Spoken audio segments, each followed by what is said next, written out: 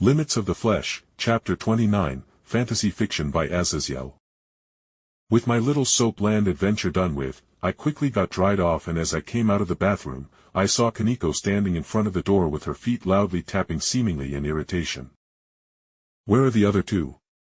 she asked, and as though in answer Monet and Ei came out of the bathroom behind me with their long hair done up in a towel, and the sight of the ladies in more relaxed pajama were made Koneko's eyes twitch. "Pervert. Anyway, follow me to the theater," Koneko muttered as she spun around with her skirt flapping upwards to show a brief glimpse of her striped blue and green panties.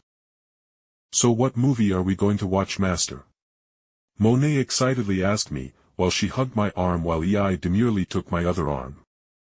Before I could deny having such knowledge, Koneko answered for me.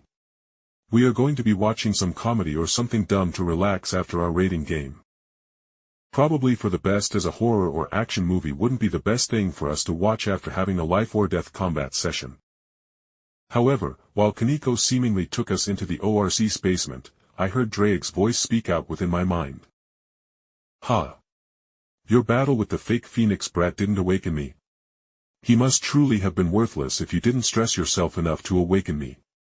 The Welsh dragon's voice in my head made me flinch, making Ei and Monet's head snap to me in concern, but I shook my head. "Yeah, I wadded him up in a fireproof blanket and beat him half to death before turning him into a fully functional female," I boasted mentally, with Drake chuckling before his laughter cut off quickly as he hummed in thought. "Would you consider on taking the White One's host, as a consort, as the greatest form of humiliation?" he questioned with true excitement in his voice at the opportunity to have such an advantage he could bring up for millennia against his rival. "Having seen some pictures of Genderbent Valley. Maybe," I mentally whispered, and Drake took my ashamed whisper as an affirmation as I felt him seemingly go back to sleep, as talking to me seemed to be draining to him without me having the boosted gear out.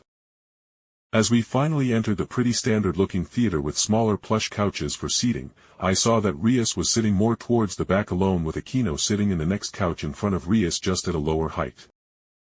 "Come over here, Jake," Rias said as she eyed Ei, who was still holding my arm, and there seemed to be a moment of sparks between the two of them, but Ei gracefully let go of my arm. "Go enjoy your movie with your king, my master. I will keep Clee and Monet in order, and then we can share the night as we usually do," Ei said, looking to Rias, not with pride or some smug sense of accomplishment. No, in Ei's view she was merely stating the fact that at the end of the night, she was going to have me in the same bed as herself. Rias, being a rather social person herself, seemed to pick up on Ei's little reminder and frowned for a moment before the frown disappeared as a gleam came to her eyes. "Where is Kiba and the others?" I asked Rias as I sat beside her on the plush black cotton-filled couch. She muttered, and as I looked at her, I saw she had bent down to grab a pitch-black blanket that matched the color of the couch. "Come on, Jake, let's get warm," Rias said, and just as she said that a cold-as-hell wind hit the back of my neck, making me shiver, and I realized Rias must have turned the AC on max or something. "All right, Rias," I said, rolling my eyes as I decided to let Rias have her day of celebration and not call her out on whatever game she was playing. And just as I expected the moment, I allowed Rias to pull the blankets over our forms. She struck. Rias wrapped an arm around my stomach by wrapping her arm around my back, and then she leaned her head onto my shoulder as she hummed happily. "Humph, Rias is being bold tonight."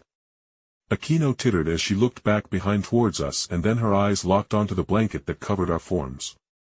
"I believe I should be more worried about Jake himself getting molested under that blanket," Aquino joked, making Rias blush heavily, and by that, I wasn't exaggerating. I could feel her face that was leaning against my shoulder grow hotter in her embarrassment. "Aquino, go stop Artoria and Clee from eating all the food or something," Rias ordered Aquino, who chuckled and raised a hand up in surrender. "As my king demands, this humble servant obeys," she joked, bowing to Rias, and then she strutted past our couches as she went out of the cinema in search of the others who were supposed to bring in the pizza. For a moment me and Rias just shared silence as Koneko, Monet, and were at the front row of couches and were messing with their phones and seemingly listening to music while waiting for the food to arrive. But the silence was broken by Rias, who finally broke our hug to bravely sit in my lap and look me in the eyes as she held my face gently by the underside of my cheeks. "I never got a chance to say it. But thank you, Jake. Thank you for giving me the freedom to marry whoever I so chose. Rias whispered, and I held her by the hips as she maintained her eye contact. Her head drifted lower until our foreheads linked together, and our eyes were only a couple of inches away from each other. Our almost a game who can blink first was won by me before it could even begin. As I squeezed Rias's hips gently and pulled her body flush against my own, Rias's eyes closed as her breasts pushed against my chest, and most importantly our lips met together in a soft needy kiss, which had Rias let go of my jawline to wrap her arms around my hand and neck to draw me even closer. After half a minute of making out with Rias, I took a hand and cupped her face as I pulled back a bit and whispered, "Aquino and the others will be here any minute. So, let's not give Aquino any teasing fuel, as you know she will take pictures or something." "Fine. But you are sleeping here tonight with me," Rias whispered back to me huskily, and I realized what the little glimmer in her eyes was about. And then she poked a couple of buttons and the undercarriage of the couch lifted up and the couch became a sleeper sofa. "Aquino said you sleep naked. Are you going to be okay with that?" I asked curiously, and Rias grinned. "Ah, you embarrassed Jake," she teased, and I rolled my eyes. "Never been one to sleep naked." I shrugged, and Rias gave my flesh-crafted physique an appraising look. Before Rias could say anything, Aquino came in with Kiba and the other peerage members with food for us to consume that the voracious Klee and Artoria didn't devour on the way here.